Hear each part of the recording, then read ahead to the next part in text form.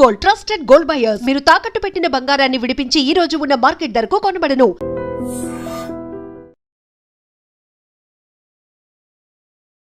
నమస్కారం, welcome to I dream. ధర్మ మార్గం విత్ విజిత కార్యక్రమానికి స్వాగతం.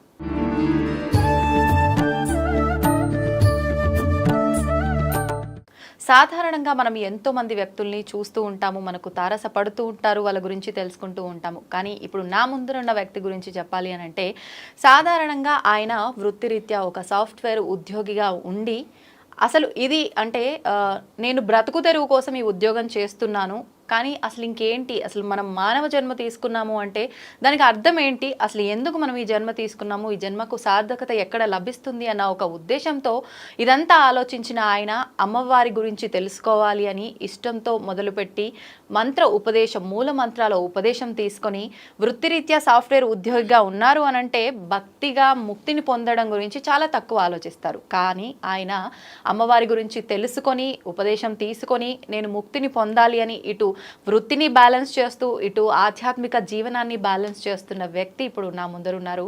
ఆయన శ్రీ విద్యా గ్రంథ రచయిత పసుమర్తి వెంకట దుర్గా సుబ్రహ్మణ్యం గారు. ఇప్పుడు వారితో మాట్లాడి లలిత సహస్రనామాల గురించి కానివ్వండి, శ్రీ విద్య గురించి కానివ్వండి, వారు స్వతహాగా ఒక 4 పుస్తకాలు కూడా రాయటం జరిగింది. అసలు ఆ పుస్తకాల్లో ఏమున్నాయి, రాయాల్సిన సందర్భాలు ఎందుకు వచ్చాయి, ఇవన్నీ కూడా ఆయనతో మాట్లాడి తెలుసుకునే ప్రయత్నం చేద్దాం. నమస్కారం అండి. ఎలా ఉన్నారు? బాగున్నానమ్మా. మొదటి ఇంటర్వ్యూ అంట నేను మీతో చేయడం నిజంగా నాకు చాలా సంతోషంగా ఉంది. అంటే ఈ మధ్య కాలంలో మీ అంత వయసు అంటే దాదాపు మీకు 75 ఇయర్స్ 77 ఇయర్స్ అని చెప్పి నిజంగా అంటే చాలా ఆశ్చర్యంగా ఉంది. అంత ఏజ్ ఉన్న వాళ్ళని ఈ మధ్యకాలంలో చూడడం చాలా తక్కువగా. ఎందుకంటే ఉమ్మడి కుటుంబాలు కాస్త డివైడ్ అయిపోయి పెద్దవాళ్ళు ఊర్లో ఉండటము, అక్కడి వరకే చిన్న కుటుంబం, వైఫ్ అండ్ హస్బెండ్, పిల్లలు ఉండే విధానం ఎక్కువగా చూస్తున్నాం ఈ మధ్యలో. మీలాంటి వాళ్ళు చెప్పే విషయాల్లోంచి మనం మంచి చెడులు నేర్చుకునేది ఎక్కువగా ఉంటుంది, కానీ వాటికి దూరం అయ్యాం. ఈరోజు నేను మీతో మాట్లాడుతున్నంటే నాకు చాలా సంతోషంగా ఉంది. అలాంటి విషయాలన్నీ కూడా మీతో తెలుసుకోవచ్చు అనే ఆనందం నిజంగా. అయితే ముందుగా మీ గురించి మనం మాట్లాడుకుందాం, ఎందుకంటే మన ప్రేక్షకులందరికీ మీ గురించి కూడా తెలియాలి కదా. అందుకని మీరు 19 ఏళ్ల వయసులోనే మీరు ఆల్రెడీ అప్పటికే ఉద్యోగంలో ఉండి అమ్మవారికి సంబంధించిన మంత్రాలు ఇవన్నీ కూడా ఒక 5 మంత్రాలు ఉపదేశం తీసుకున్నారని చెప్పి విన్నాను. సాధారణంగా ఊళ్ళల్లో విలేజ్లో ఉన్న వాళ్ళకి అక్కడ వాళ్ళ వ్యవసాయ పనులు వాళ్ళ వృత్తి వాళ్ళు చేసుకుంటూ, లేదు అంటే ఉద్యోగంలో ఉన్న వాళ్ళు వాళ్ళ ఉద్యోగం వాళ్ళు చేసుకుంటూ ఇదే ఆలోచన ఉంటుందే తప్ప మళ్ళీ అక్కడి నుంచి ఇంకొక మార్గంలోకి వెళ్ళాలనే ఆలోచన చాలా తక్కువ మందిలో ఉంటుంది. మీకెందుకు ఈ ఉపదేశం తీసుకోవాలనిపించింది? నేను వృత్తి యొక్క ఉపాధి కోసం విజయనగరం జిల్లా గరివిడి దగ్గర శ్రీరామనగర్ అనే ఒక ఫ్యాకర్ అంటారని, అక్కడ ఉద్యోగాన్వేషణలో కొండా రామనాథరావు గారు ఆ ఫ్యాక్టరీలో ఒక ఆఫీసర్, ప్రొడక్షన్ కంట్రోలర్. ఓకే. వారింటికి వెళితే వారి ద్వారా ఉద్యోగం లభిస్తుంది అని చెప్పి నన్ను కొందరు స్నేహితులు ప్రోత్సహించారు. వారి ఇంటికి వెళ్ళాను. ఆ రోజున ఎవరున్నారో ఇంట్లో ఎవరున్నారో నాకు తెలియదు, కానీ కొండా రామనాథరావు గారి భార్య, ఆవిడ భార్య అక్కడ కూర్చున్నారు, ఇంకెవరితో మాట్లాడుతున్నారు. నేను వెళ్ళాను, నమస్కారం అండి అని చెప్పాను. నా ముఖం చూస్తూ ఎవరు నాయనా నువ్వు అన్నారు. నాకు ఉద్యోగం కావాలి, మీ ఇంటికి రామనాథరావు గారిని కలవమన్నారు. వారిని కలవడానికి వచ్చాను. అసలు నువ్వేం చేస్తావు, ఏం చేస్తావు? చదువు పూర్తి చేసుకున్నాను. చదువు అంటే అప్పటికి మెట్రికులేషనే. చదువు పూర్తి చేసుకున్నాను, అందుచేత నాకు ఉద్యోగం కావాలి అంటే మా ఇంట్లో ఉండిపోమన్నారు. మరి ఎందుకు ఉండిపోమన్నారు నాకు తెలియదు, కానీ మరి ఏమిటి అక్కడ వెనకాల ప్రేరణ, ఏ దైవం యొక్క ప్రేరణ కానీ నేను ఉండిపోయాను.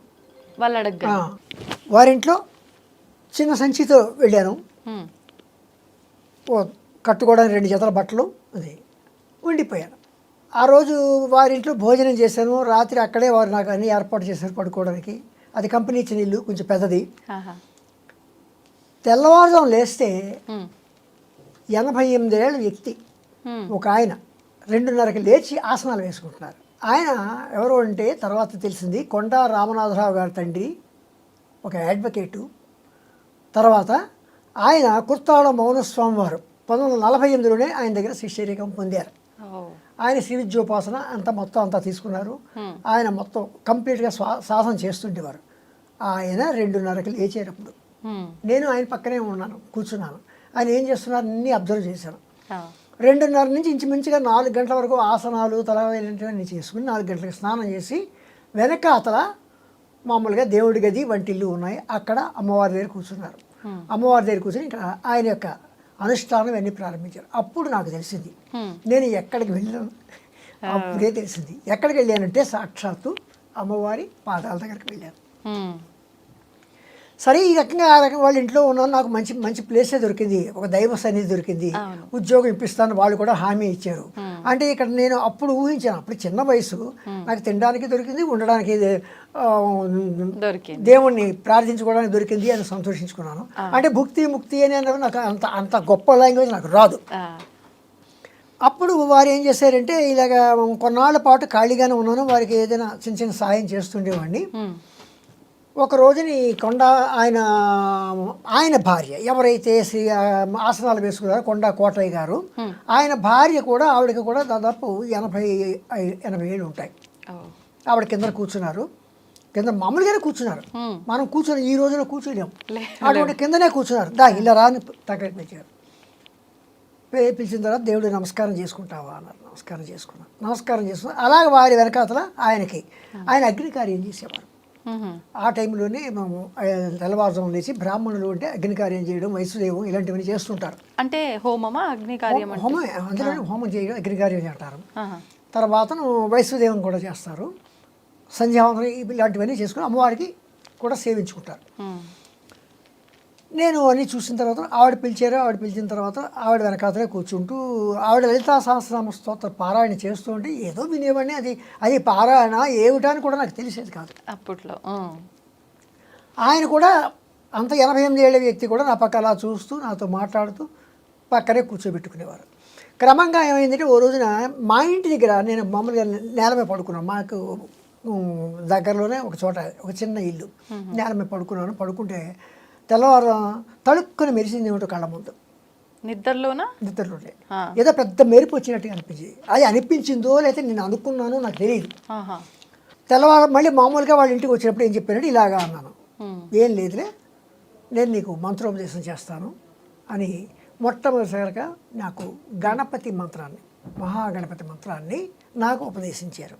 అది రాసిచ్చారు, ఉపదేశించారు. వారికి ఉపదేశించే హక్కు ఉంది, అర్హత ఉంది కనుక నాకు ఆ గణపతి మంత్రాన్ని ఉపదేశించారు. ఇది జాగ్రత్తగా చేసుకో, ఇది కొంచెం ఒక వారం రోజులు చేసుకున్న తర్వాత నీకు బాలా త్రిపుర సుందర మంత్రాన్ని చెప్తాను.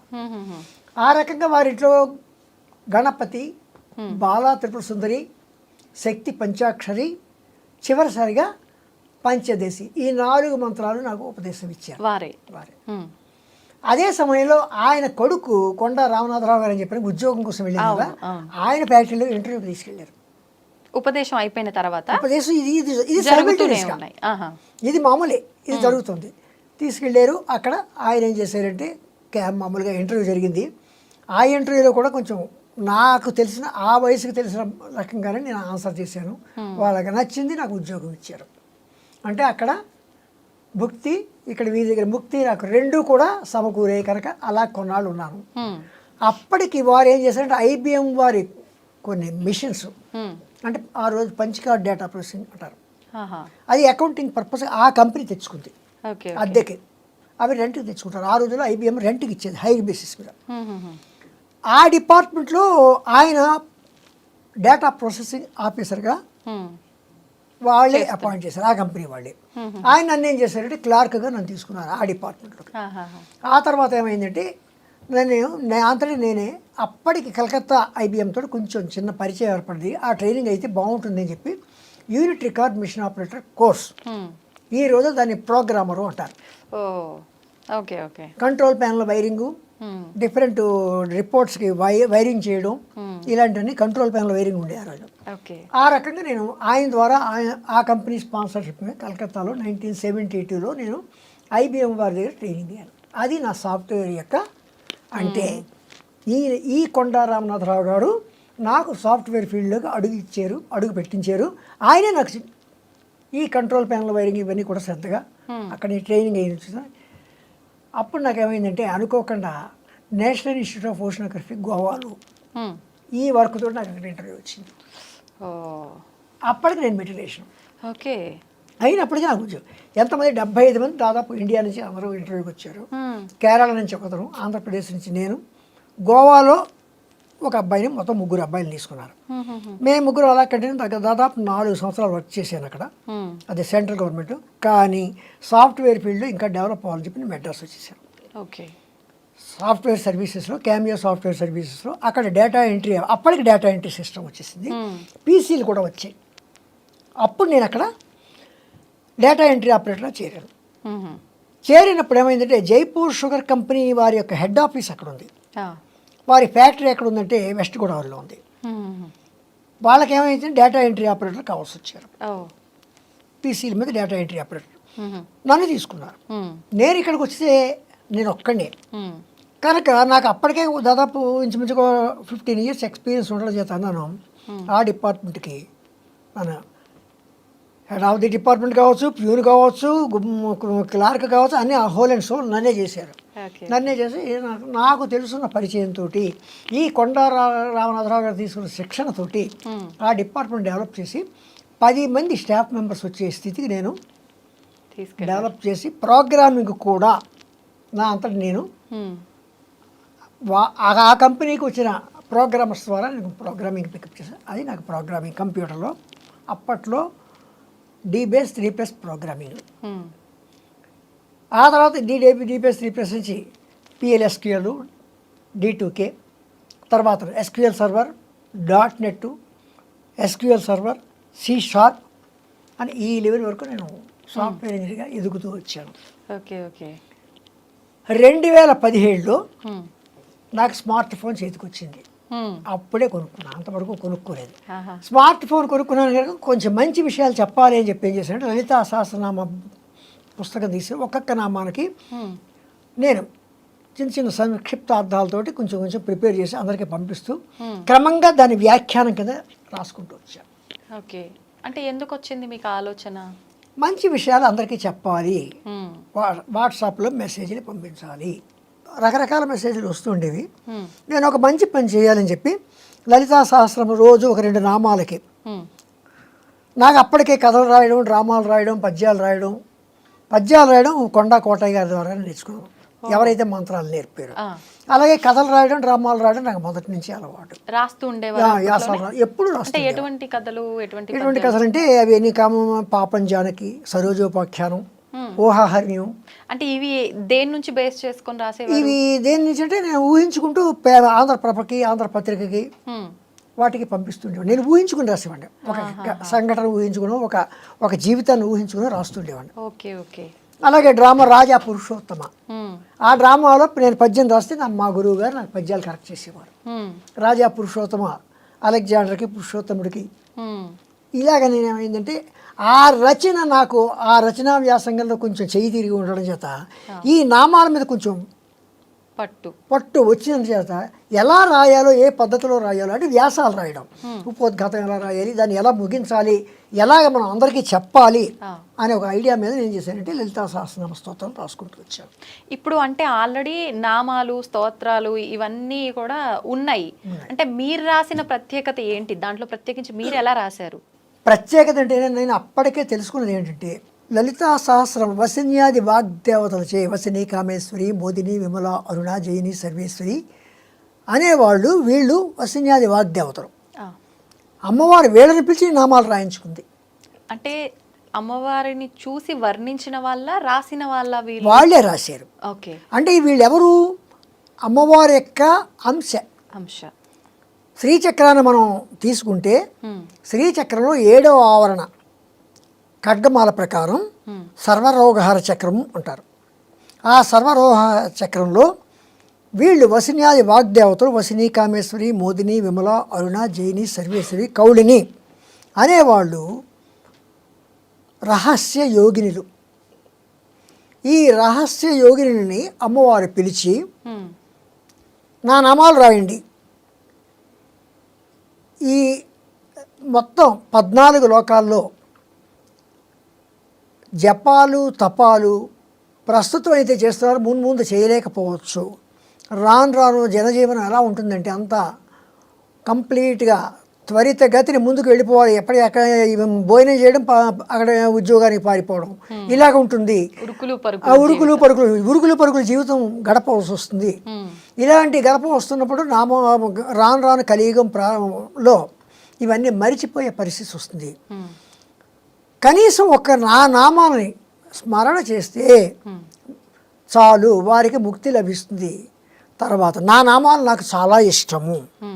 ఎవరైతే వీటిని నామాలతో నన్ను స్తుతిస్తారో దానివల్ల నేను చాలా సంతోషపడి వారికి ముక్తిని ప్రసాదించుతాను అని చెప్పి అమ్మవారు ఏం చేసిందంటే, ఈ 14 లోకాల్లోని అందరికీ కోసం కూడా ఆవిడ తన నామాలు రాయమని తన అంశలోని, అంటే తనలోనే ఒక చక్రం ఉంది, సర్వరోగహర చక్రం, అంటే 7వ ఆవరణ. ఆ 7వ ఆవరణలోని ఈ 8 మందిని పిలిచి అడిగింది. వాళ్ళు వాగ్దేవతలు. ఆ నుంచి క్ష వరకు ఉన్న అక్షరాలకు వాళ్ళే దేవతలు, వాళ్ళే ముఖ్య దేవతలు. ఇంకా ఉన్నారు దేవతలు, కానీ వీళ్ళు 8 మందికి 8 గ్రూపులు. ఆ నుంచి ఆహా వరకు, కా నుంచి జ్ఞ వరకు, చా నుంచి ఇణ వరకు, టా నుంచి నా వరకు, తా నుంచి నా వరకు, పా నుంచి మా వరకు, యారా లావా శేష సహాళక్ష అని 2 గ్రూప్, మొత్తం 8 గ్రూపులకి 8 మంది వసిన్యాది వాగ్దేవ. ఈ అక్షరాలు ఏంటండి మీరు చెప్పినవి? సంస్కృత అక్షరాలు. మనం నిత్యం అంటే వీటికి దేవతలకు సంబంధం ఏంటి? సంబంధం ఉంది. ఏంటి? అమ్మవారే మాతృకా వర్ణ రూపిణి. ఈ అక్షరాలు కదా మనం పలుకుతున్నాం. అవును. ఈ అక్షరాల కూర్పే కదా మన మాటలు వస్తున్నాయి. ఈ అక్షరాల కూర్పే కదా సకల గ్రంథాలు వెలువడుతున్నాయి. కనుక వీళ్ళందరూ కూడా అక్షర దేవతలు. ఒక్కొక్క అక్షరానికి ఒక్కొక్క దేవత ఉంది. అమృత, ఆకర్షణి, ఇంద్రాణి, ఈశాని, కాళరాత్రి, అంటే కాక్కగా గాయ, ఇలాగా 51 సంస్కృత అక్షరాలకి. అందుకే అమ్మవారిని మాతృకా వర్ణ రూపిణి అని కూడా అన్నారు. వీళ్ళు 10 దేవతలు. ఈ 10 దేవతలకి ఒక్కొక్క సమూహానికి మామూలుగా చెప్పుకోవాలి గ్రూప్. ఆ నుంచి ఆహా వరకు ఒక గ్రూపు, కా నుంచి ఇలాగా ఈ 8 గ్రూపులకి వసిని, కామేశ్వరి, మోదిని, విమల, అరుణ, జైని, సర్వేశ్వరి, కౌళిని అని వీళ్ళు 8 మంది 8 గ్రూపులకి చీఫ్ లీడర్స్, హెడ్, ముఖ్య దేవతలు. ఇంకా చెప్పాలంటే వసిని, కామేశ్వరి, మోదిని అంటే మన కంఠంలోను, పెదవుల్లోను, దంతాల్లోను, అంగుళ్ళలోను, నాలుక మీద మాట బయటకు వచ్చే విధానం, తర్వాత లోపల పలికే విధానం, బయటకు వచ్చే విధానం, ఇలాగ ఈ 8 మందికి కూడా వీళ్ళే. అంటే మన పలికే శబ్దాలన్నీ కూడా వసిన్యాది వాగ్దేవతల యొక్క అనుగ్రహం ఉంటే బాగా మాట్లాడతాం, లేకపోతే అడ్డమైన మాటలతోటి దూషిస్తూ ఉంటాం. ఇప్పుడు మొత్తానికే మాటలు రాని వాళ్ళకి వీళ్ళ అనుగ్రహం లేదని, అనుగ్రహం లేదు. అనుగ్రహం లేకపోబట్టి వాళ్ళకి మాట కూడా మాట్లాడలేకపోతారు. ఆ రకంగా అందుచేతను మాటలు అనుగ్రహం ఉంటేనే మంచి మాటలు వస్తాయి. అనుగ్రహం లేకపోతే రకరకాల మాటలు ఏవేవో వస్తుంటాయి. అలా అన్నమాట. అలాగా అటువంటి వాగ్దేవతలను పిలిచి అమ్మవారు ఏం చేసిందంటే, నా చక్రం గురించి, నా తత్వం గురించి మీకు బాగా తెలుసు కనుక మీరు నా నామాలు రాయండి అన్నారు అమ్మవారు. చెప్పి అమ్మవారు ఏం చేసిందంటే వాళ్ళ చేత నామాలు వ్రాయించింది.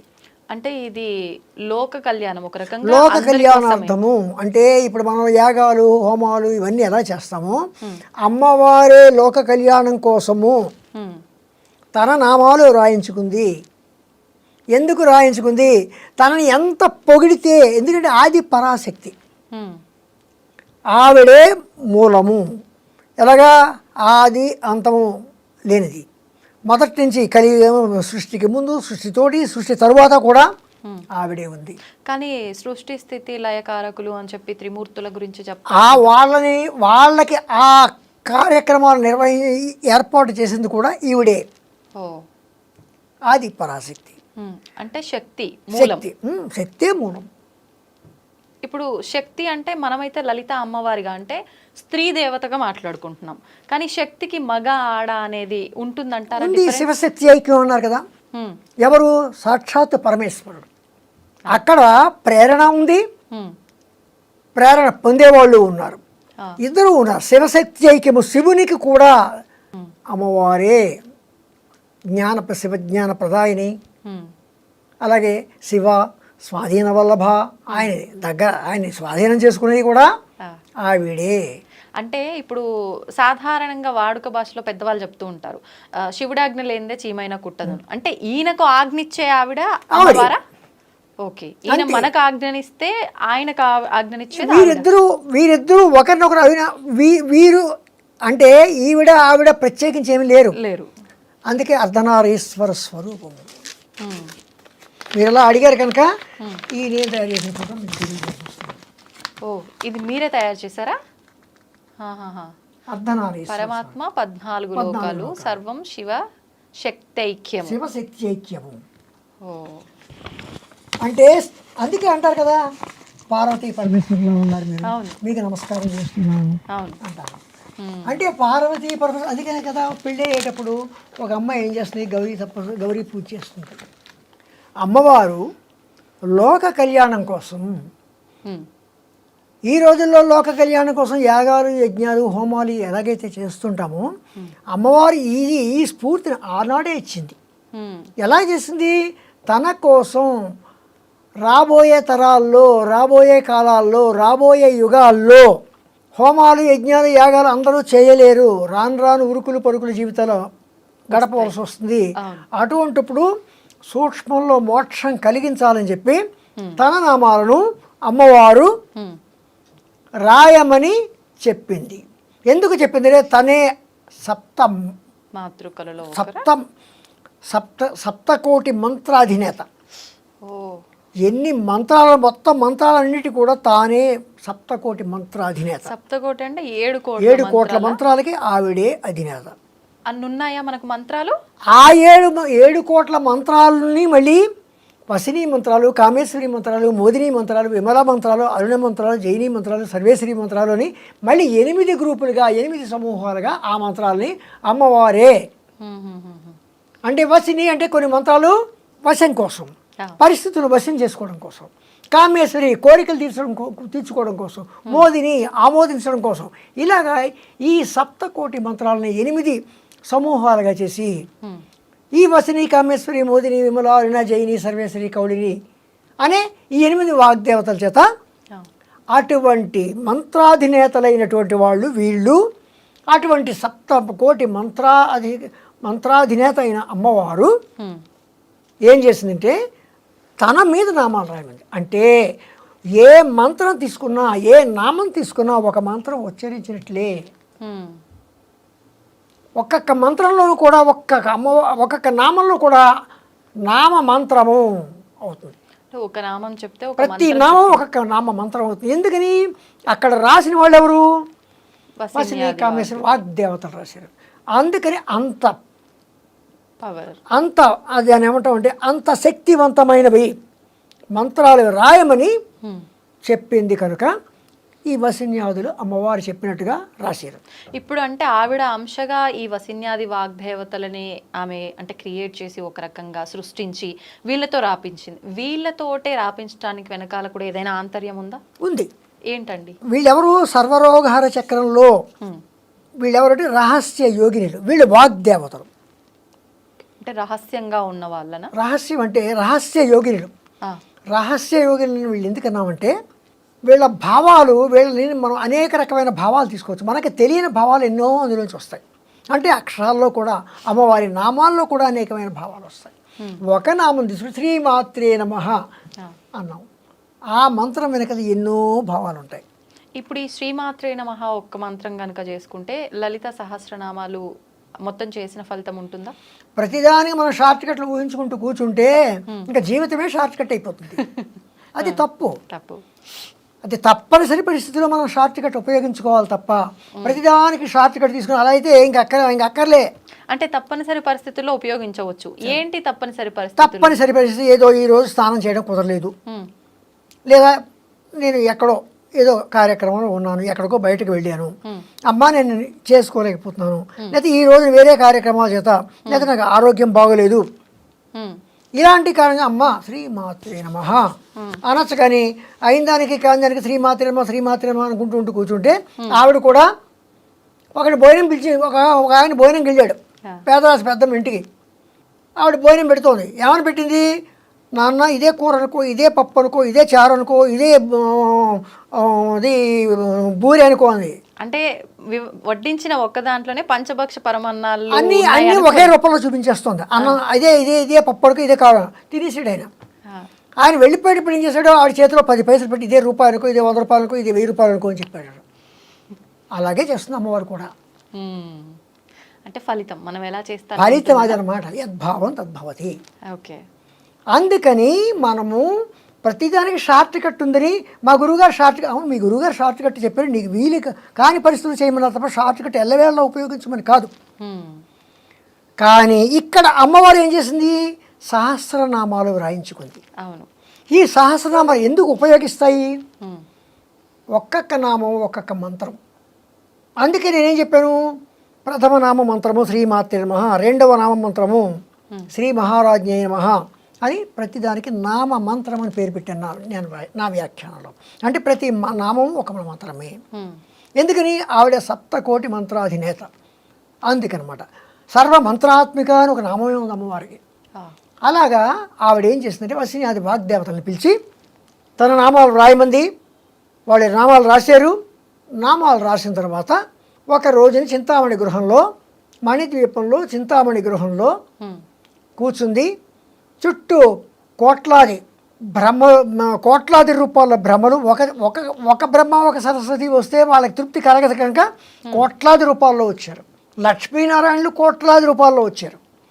గౌరీ రుద్రులు కోట్లాది రూపాయల్లో వచ్చారు. మహాచతుషష్టి కోటి యోగిని గణ దేవతలకు వచ్చారు.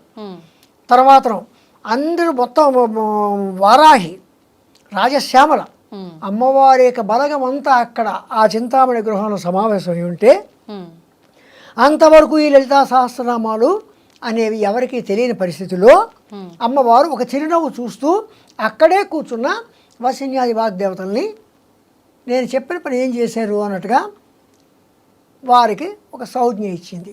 ఏం పని చెప్పారు, నామాలు రాయమంది. వెంటనే వాళ్ళు లేచారు, నిలబడ్డారు. ముక్త కంఠంతో ఒకే కంఠంతో శ్రీమాత అన్నారు. చెప్పడం మొదలు పెట్టారు. ముందేమన్నారు, శ్రీమాత, శ్రీ మహారాజ్ఞి, శ్రీమత్ సింహాసనేశ్వరి, రాజాది రాజ రాజ మార్తాడ రాజ వైభోగం అని చెప్పి రాజులు వస్తుంటూ అంటుంటారు కదా. అలాగే ఇక్కడ అమ్మవారు ఏం చేశారంటే శ్రీమాత, శ్రీ మహారాజ్ఞి, శ్రీమత్ సింహాసనేశ్వరి. ఇంకేముంది, ఆవిడ ఒక్కసారి ఆవిడ తబ్బుబ్బి అయిపోయింది. చూస్తోంది, నవ్వుతోంది. ఇంకా ఏం చెప్తారో అని. చిదగ్నికుండ సంభూత, నువ్వు ఇలా పుట్టేవమ్మా, ఎక్కడి నుంచి పుట్టావో, చైతన్యాగ్నిలోంచి పుట్టేవమ్మా. ఎందుకు పుట్టేవమ్మా, దేవకార్య సముద్యత. ఎందుకు పుట్టావో, దేవతల యొక్క వారి యొక్క బాధలను తీర్చడానికి పుట్టేవమ్మా. ఇంకా అక్కడి నుంచి ఆవిడ యొక్క స్థూల రూపాన్ని ముందు వర్ణించను. అలా ఉంటావమ్మా, ఇలా ఉంటావమ్మా, నీ కళ్ళు ఇలా ఉంటాయి, నీ ముక్కు ఇలా ఉంటుంది. ఎలాగా, చతుర్బాహు సమన్విత, రాగస్వరూప పాశాఢ్య, క్రోధాకార అంకుశోజ్వల, మనోర్గుపేక్షు కోదండ, పంచతన్మాత్ర సాయక, నిజాలన ప్రభాపూర మధ్య బ్రహ్మాండ మండల, చంపకాశోక పున్నాగ సౌగంధిక లసత్కజ, కురువింద మణిశ్రేణి, ఇవన్నీ పొగుడుతున్నారు. ఈ శిరోజాలమ్మ, శిరోజాల యొక్క వాసన, మల్లె పుష్పాలు ఇవన్నీ తీసుకుని వాటి వాసన చెప్పుకుంటున్నాయి. ఈ ముక్కు ఎలా ఉంది, సంపంగి మొగ్గలా ఉంది, అప్పుడే ఇచ్చిన సంపంగి మొగ్గలా ఉంది. ఈ కళ్ళు ఎలా ఉన్నాయి, చేపలు, చేప పిల్లల్లో ఉన్నాయి. ఎలాగా, ముఖచంద్రకళంకా విశేష వదన స్మరమాంగలి గృత వక్త్రలక్ష్మి పరివాహ చలన్ మీనాభలోచన. అమ్మవారి యొక్క సౌందర్యమైన ఈ ముఖంలో, ఆ ప్రవాహంలో వక్త్రలక్ష్మి పరివాహ చలన్ మీనా, చేప పిల్లలు కదులుతున్నట్టుగా ఉన్నాయట ఆ కళ్ళు. బాబా, ఎంత మంచి వర్ణన. వక్త్రలక్ష్మి పరివాహ చలన్ మీనాభలోచన, నవచంపక పుష్పాభనాసాదండ, అప్పుడే ఇచ్చిన నీ ముక్కమ్మ సంపంగి మొగ్గలా ఉందమ్మా అంట మనం. అలాగే నవచంపక పుష్పాభనాసాదండ విరాజిత, తారాకాంతి తిరస్కారి నాసాభరణం. అమ్మా నీ ముక్కలు ఎలా ఉందంటే శుక్ర నక్షత్రం కన్నా, అంటే నక్షత్రాలన్నిటికన్నా కాంతి పొందిన శుక్ర నక్షత్రం కన్నా ఇంకా దేదీప్యమానంగా, ఇంకా కాంతులు, తారాకాంతి తిరస్కారి నాసాభరణం వాసన. కదంబ మంజరీ క్లుప్త కర్ణపూర మనోహర. నీ చెవులు ఎలా ఉన్నాయి, కదంబ పువ్వులు.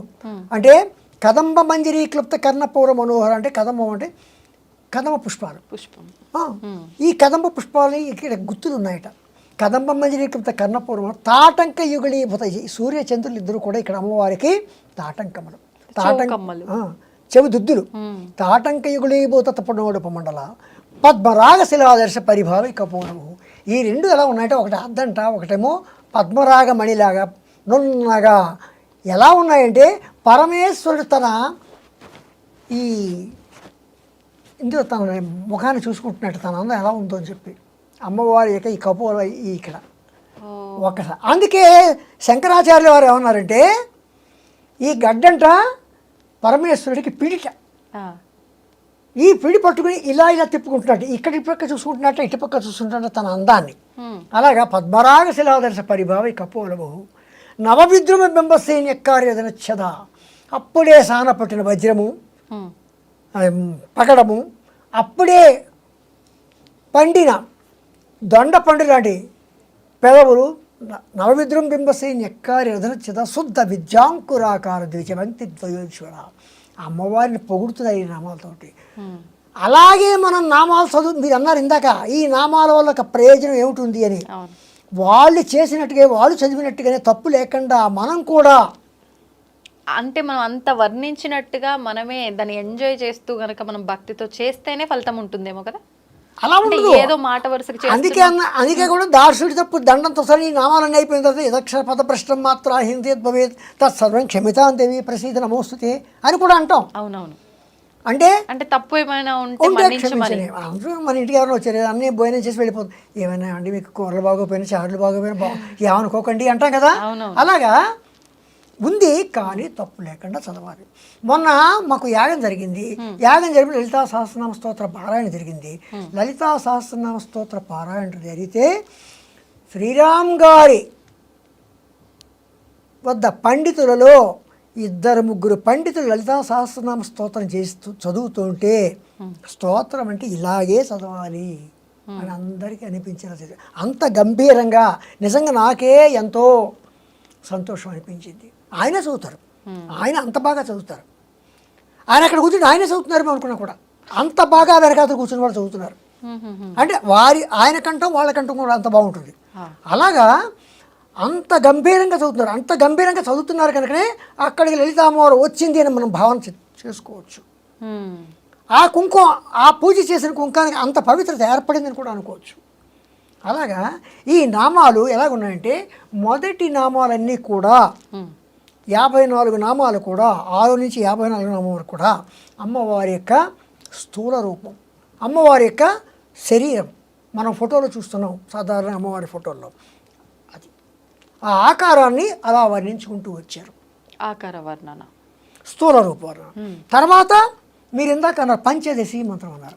మూల మంత్రాత్మిక ఎలాగా శ్రీమద్వాగ్భవకూటైక స్వరూపముఖ పంకజ అంటే అండి అమ్మవారి యొక్క ఈ ముఖం ఎలా ఉందిట, వాగ్భవకూటము. వాగ్భవకూటం అంటే ఏమిటి, పంచదశి మంత్రానికి 3 భాగాలు.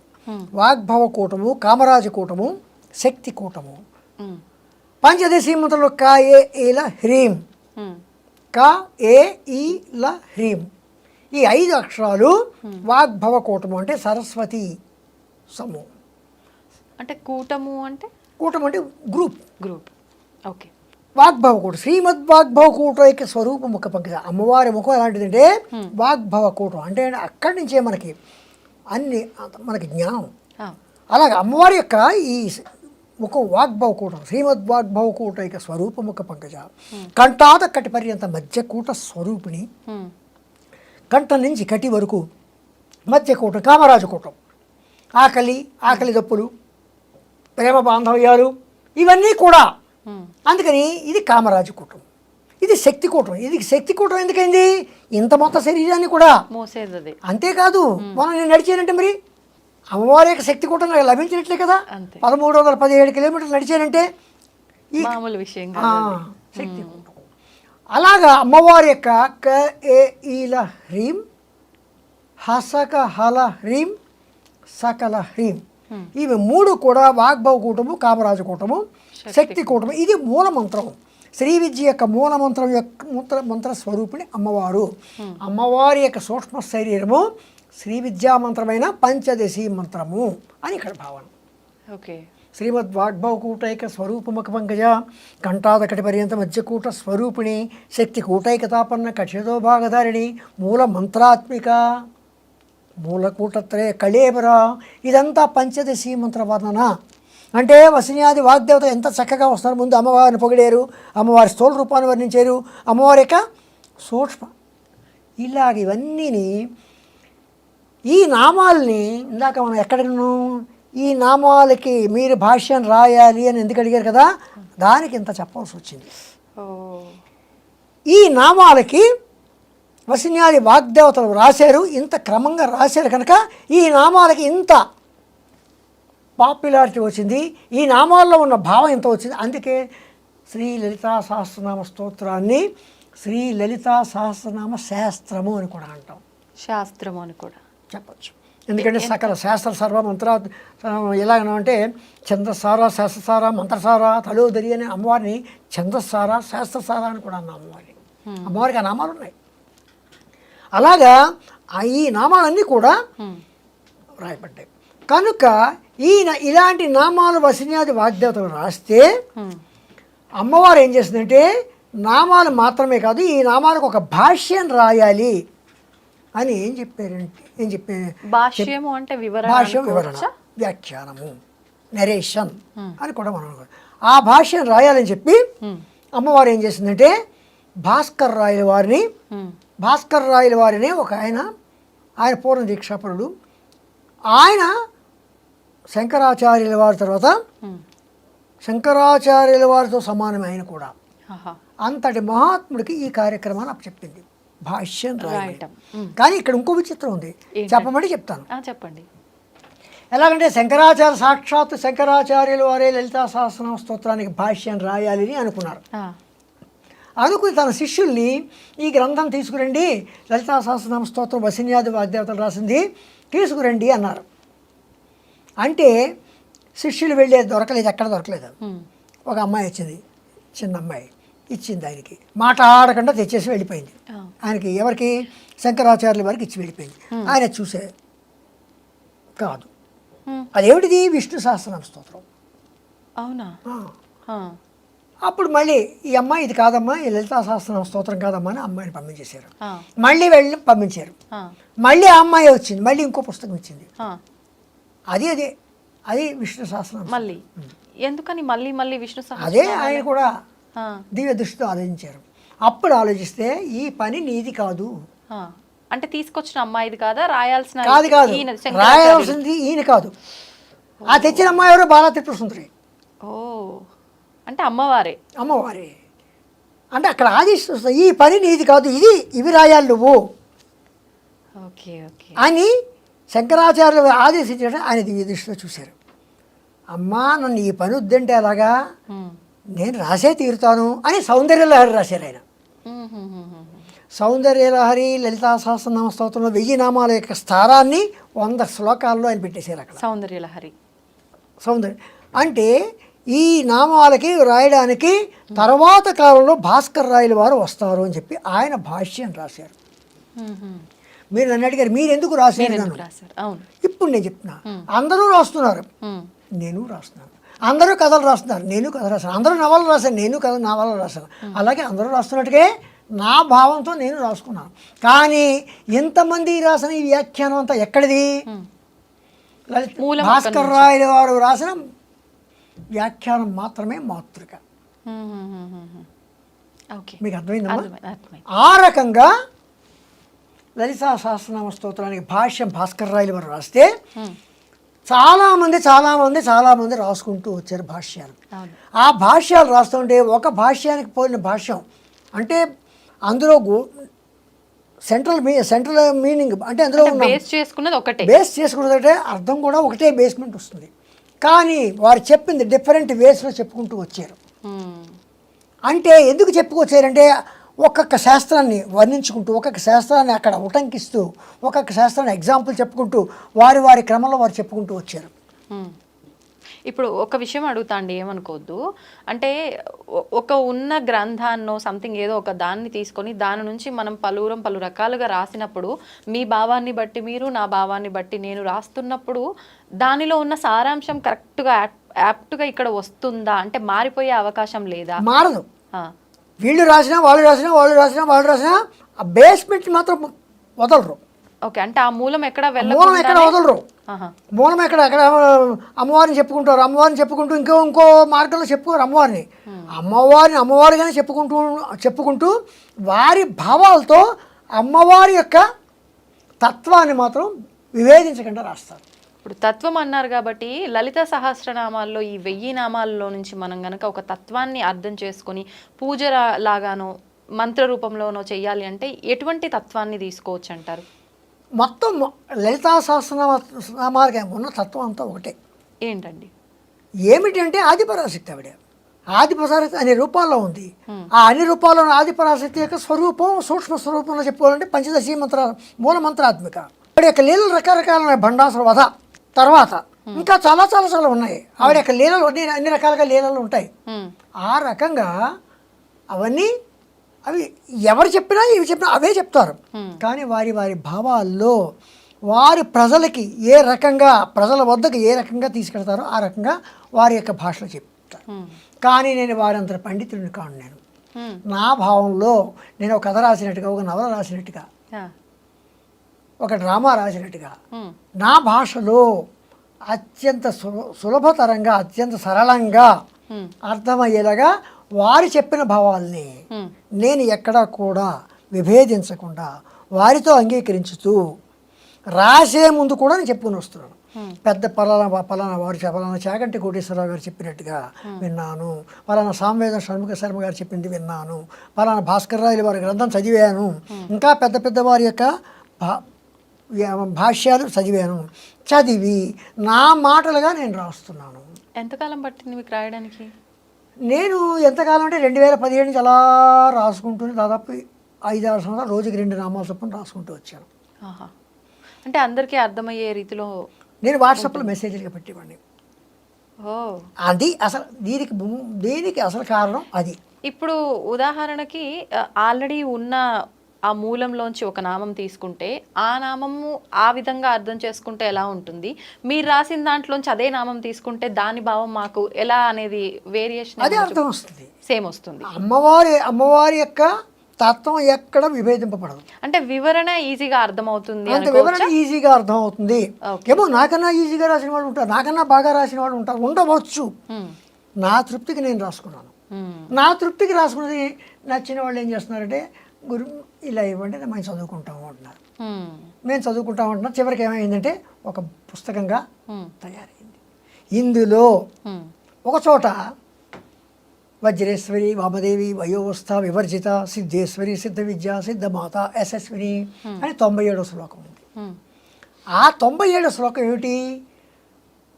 కొండలిని గురించి వివరిస్తున్నారు. ఏమిటిది? షట్చక్రాలు. షట్చక్రాల గురించి అక్కడ వివరిస్తున్నారు. వజ్రేశ్వరి వామదేవి వయోవస్థ వివర్జిత సిద్ధేశ్వరి సిద్ధ విద్య సిద్ధమాత యశస్విని అని వివరిస్తున్నారు. ఆ వివరిస్తున్నది ఏమిటంటే అమ్మవారు వజ్రేశ్వరి వామదేవి వయోవస్థ వివర్జిత సిద్ధేశ్వరి సిద్ధమాత యశస్విని అని చెప్పి 7 రూపాల్లో, షట్చక్రాల్లో 6 రూపాల్లోనూ, ఇక్కడ యశస్విని రూపంలోనూ అమ్మవారు ముందని వసిన్యాది వాగ్దేవతలు చెప్పి ఈ షట్చక్రాల యొక్క రూపాల్లో షట్చక్రాలు ఎలా ఉంటాయి, వాటి తాలూకు తత్వం ఏమిటి అని చెప్పుకుంటూ ఈ పుస్తకం చెప్పారు. అందులో చెప్పినప్పుడు ఏం చేశారంటే షట్చక్రాల్లో విశుద్ధి చక్రం ఎక్కడుంది, విశుద్ధి చక్రం తర్వాత అనాహత చక్రం ఉంది, మణిపూర చక్రం ఉంది, స్వాధిష్టాన చక్రం ఉంది, మూలాధారం ఉంది, ఆజ్ఞా చక్రం ఉంది, సహస్రారం ఉంది, ఇంకా చక్రాలు ఉన్నాయి. ఈ ముఖ్యంగా 7. ఈ 6 చక్రాల్లోనూ 50 దళాలు ఉన్నాయి. ఈ 50 దళాల్లో ఈ మాతృక వర్ణాలు 51 అక్షరాలను చూడండి, వాటి యొక్క అధి దేవతలు లాళాలు ఒకే అక్షరం కింద భావిస్తే 50 మంది దేవతలు ఈ దళాల్లో ఉంటారు. ఈ దళాల్లో కూర్చుంటారు. అంటే అధిష్టాన దేవతలు అనుకోవచ్చా? అక్షరాధిష్టాన దేవతలు. అక్షరాధిష్టాన వాళ్ళు కూర్చుంటే అమ్మవారు మధ్యలో వజ్రేశ్వరి వామదేవి వయోవస్థ వివర్జిత సిద్ధేశ్వరి సిద్ధమాత యశస్విని అని అమ్మవారు ఆ పద్మాలు, ఇవన్నీ పద్మాలు, ఆ పద్మం మధ్యన అమ్మవారు కూర్చుంటుంది.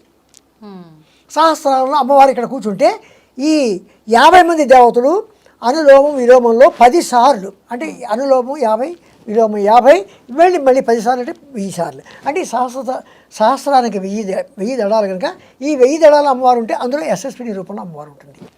అంటే అమ్మవారు ఈ మంత్రాది ఈ అక్షరాది దేవతలందరూ కూడా మధ్యలో అమ్మవారు కూర్చుంటుంది. అందుకే అమ్మవారు మూల మంత్రాత్మిక అని కూడా చెప్పబడింది. ఓకే. ఇప్పుడు అంటే చాలా వరకు అన్ని రకాల మంత్రాలు అందరూ చేయడానికి వీల్లేదంటారు. ఇప్పుడు ఇవి మాత్రం తీసుకుంటే నామాలు, కానీ ఒక్కొక్క నామం ఒక మంత్రంతో సమానం. ఏదేమైనప్పటికీ ఇది అమ్మవారికి సంబంధించిన ఒక విషయం అని చెప్పొచ్చు. ఇవి చెయ్యాలి అని అంటే ఎవరైనా అర్హులేనా, చేయడానికి నియమాలు ఏమైనా పాటించాలా అనే విషయానికి వస్తే దాని గురించి ఏమైనా ఉందా వివరణ? నియమాలు అంటే ప్రత్యేకించి నియమాలు ఏం లేవు.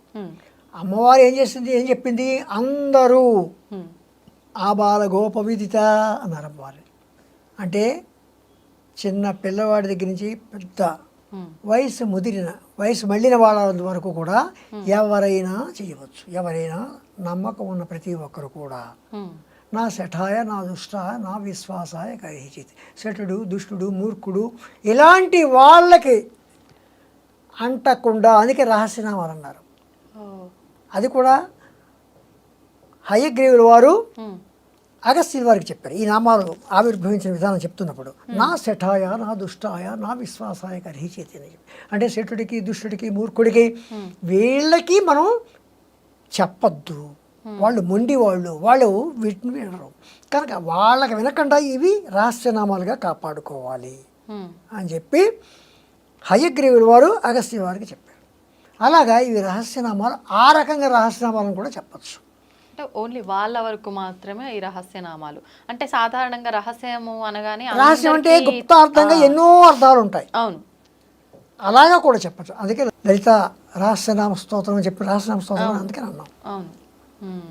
అయితే ఇప్పుడు 1000 నామాలు ఉన్నాయి, కానీ వీటిలోంచి ముఖ్యంగా కొన్ని నామాలు తీసుకోవాలి ప్రత్యేకమైనవంటే అలా ఏమైనా మనం తీయొచ్చా, విడతీయొచ్చా? కొందరు రకరకాల వారి యొక్క కోరికల ప్రకారం ఒక చోట ఏముంది, మాకు ఒంట్లో బాగోట్లేదండి, ఏం చేయాలని అడుగుతారు.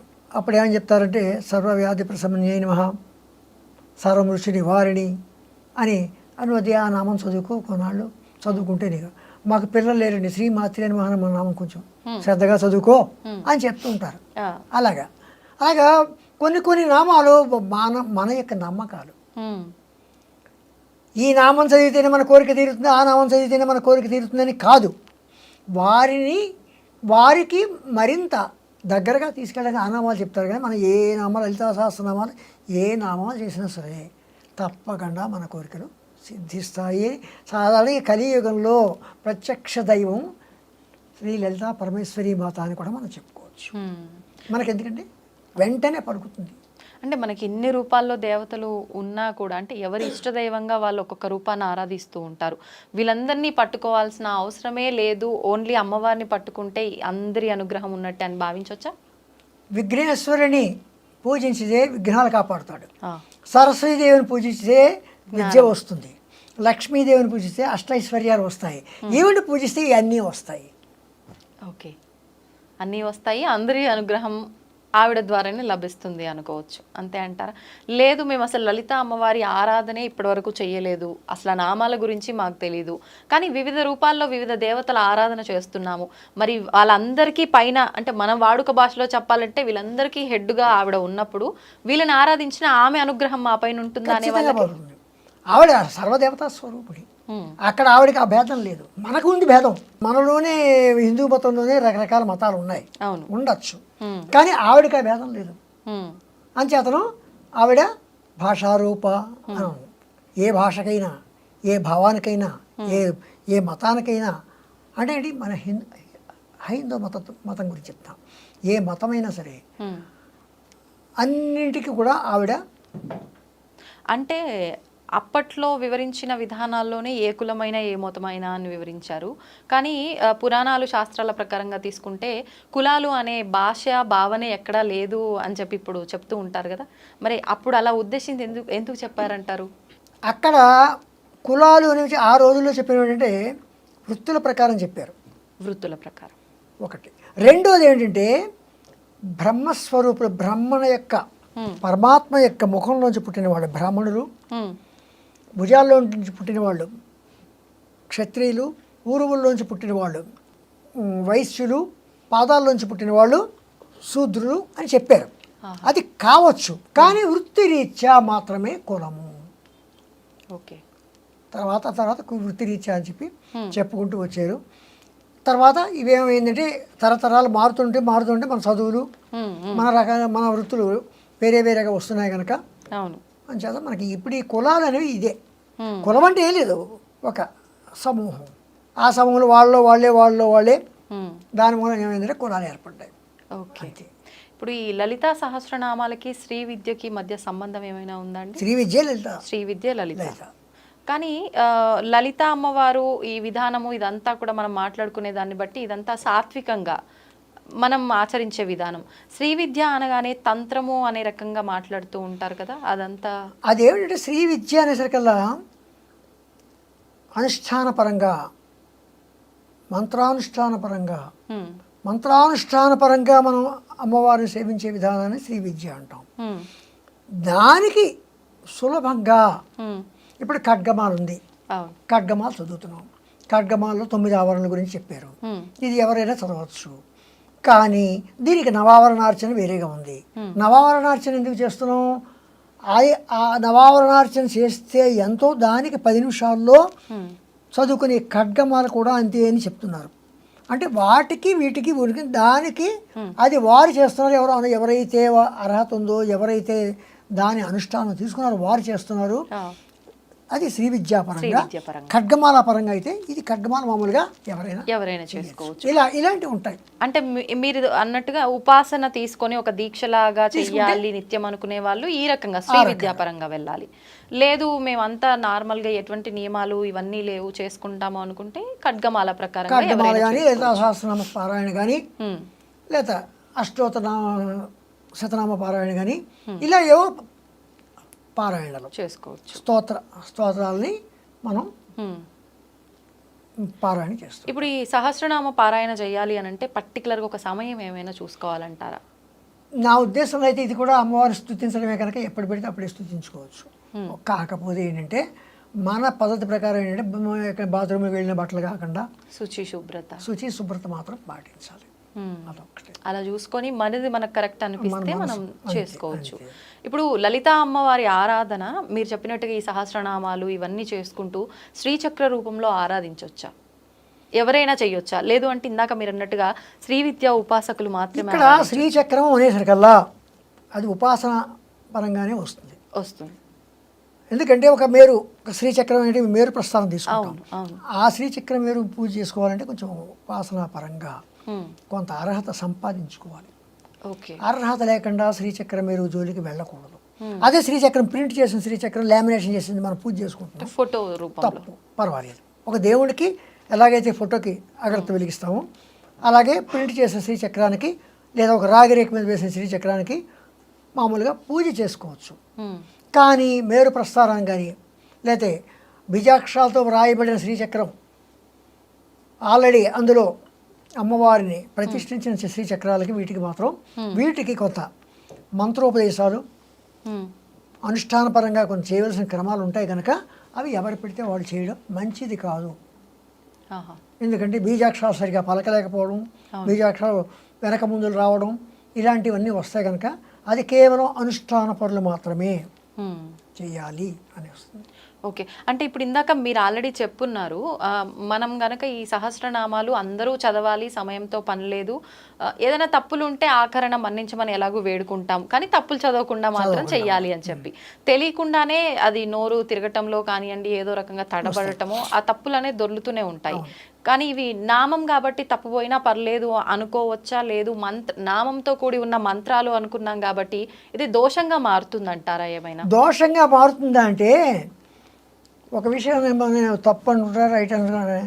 రామునితో కపివరుండిట్లనియే బాగుంది కదా, వినడానికి బాగుంది కదా. రాముని తోక పివరుండిట్లని అంటే ఎలా ఉంటుంది చెప్పండి? అసలు అర్థమే మారిపోయినట్టు. మరి ఇది అంతే, ఆ, ఇది అలాంటిది కదా. అవును. అప్పుడు ఒకసారి ఆ నామం మనం విరవకూడని చోట విరిచి ఉమ్, అదే ఇంకో నామంలో ప్రథమాక్షరం ఈ నామంలో కలిపి Hmm. ఇంకోటి చేస్తే అది దోషణ కింద కూడా రావచ్చు, భూషణ కింద కాకుండా. అది తప్పు కదా. అవును. అమ్మవారి దగ్గర పూజ చేస్తామని కూర్చొని అమ్మవారిని దూషిస్తే ఎలాగా? అంటే మనం తెలిసి చెయ్యట్లేదు కదా, అయినా దోషమేనా? అందుకే కొంచెమైనా మనం తెలుసుకోవాలి, కొంతైనా తెలుసున్న వారి దగ్గర మనం తెలుసుకోవడం మంచిది. ఉమ్, ఏం పర్వాలేదు, చేస్తే మంచిది ఏమంటే చేస్తే చేసేయచ్చు, తప్పేం లేదు, ఆవిడే ఏమనుకోదు. ఉమ్, కానీ అది మంచిది కాదు. ఉమ్, ఆవిడే క్షమిస్తుంది, ఆవిడ శిక్షించదు. ఉమ్, శిక్ష అనేది అమ్మవారు ఎప్పుడు కూడా శమము దమము తితీక్ష తన భక్తులకి ఉండమంటోంది, ఉమ్, తనలోనూ ఉంచుకుంది. తితీక్ష అంటే ఏమిటి? అవతల వాడు అపకారం చేసినా మనం అపకారం చేయకూడదు, అమ్మవారి తత్వం అది. ఓకే. అలాగే తన భక్తులకు కూడా అదే గుణం, శమము దమము తితీక్ష, ఈ 3 గుణాలు ఉండాలని అమ్మవారు చెప్తోంది. ఉమ్, ఆ గుణాలు ఉండాలి. అవును. శ్రీ విద్యో అంటే అమ్మవారిని ఎవరైతే పూజించుతున్నారో ఉమ్, ఎవరిని దుర్భాషలాడకూడదు, ఉమ్, ఎవరిని ఏమీ అనకూడదు, వీలైనంత వరకు కూడా ఒకరికి బాధ కలిగేలాగా చేయకూడదు అని చెప్తున్నారు. ఓకే. ఇప్పుడు ఈ లలితా సహస్రనామాల్లో సదాశివ కుటుంబిని అనే ఒక నామం అనేది ఉందా? అంటే దాన్ని మనం శివతత్వం ఇక్కడ ఇమిడీకృతమైంది అనుకోవచ్చా? దీన్ని ఎలా కరెక్ట్ కదా. తీసుకోవచ్చు? శివ కుటుంబం ఉమ్, ఎవరు? షణ్ముఖుడు, గణపతి. ఉమ్, శివ కుటుంబం అన్న ఫోటోలే మన దగ్గర ఉంటాయి అవును. అంతే. ఉమ్, సదాశివ కుటుంబిని, ఆ కుటుంబంలో ఆవిడ గృహిణి, ఆ కుటుంబానికి యజమాని ఎవరు? సదాశివుడు. అందుకు సదాశివ కుటుంబిని. ఓకే. ఆ కుటుంబంలో నువ్వు గృహిణి అమ్మ. ఉమ్, అంత ఆది పరాశక్తి అయినా ఆయన దగ్గరికి వచ్చేసరికల్లా అవును. లజ్జా స్వరూపిణి. ఉమ్, ఆయన దగ్గర లజ్జ, ఉమ్. సిగ్గుపడుతూనే ఒక పెళ్లి కూతురులా కూర్చుంటుంది. ఇప్పుడు ఈ నామం చేసుకోవడం వల్ల ఎటువంటి ఫలితం ఉంటుందంటారు? ఏదండి? ప్రత్యేకించి ఈ సదాశివ కుటుంబిని అనే నామం చేసుకోవడం వల్ల తప్పే. అంటే తన కుటుంబంలో కలతలు లేకుండా ఉండాలి అంటే ఆ కుటుంబంతో పోల్చుకున్నాము అన్న భావన కలుగుతుంది మనకి. సదాశివ కుటుంబిని అని ఎప్పుడైతే అమ్మో అమ్మవారి కుటుంబం, అమ్మవారి గుండె ఉండి షణ్ముఖుడు, తర్వాత గణపతి, తర్వాత పరమేశ్వరుడు, తర్వాత అమ్మవారు, వాళ్ళు నలుగురు కూడా లోకాన్ని రక్షిస్తున్నారు. ఉమ్, అలాగే వాళ్ళు కూడా అన్యోన్యంగా ఉంటున్నారు. కనుక మనం కూడా అన్యోన్యంగా అంటే మంత్రం 10 సార్లు మనం చేస్తున్నామంటే మనం ఎలా ఉండాలి ఓకే. అనే ఒకటి.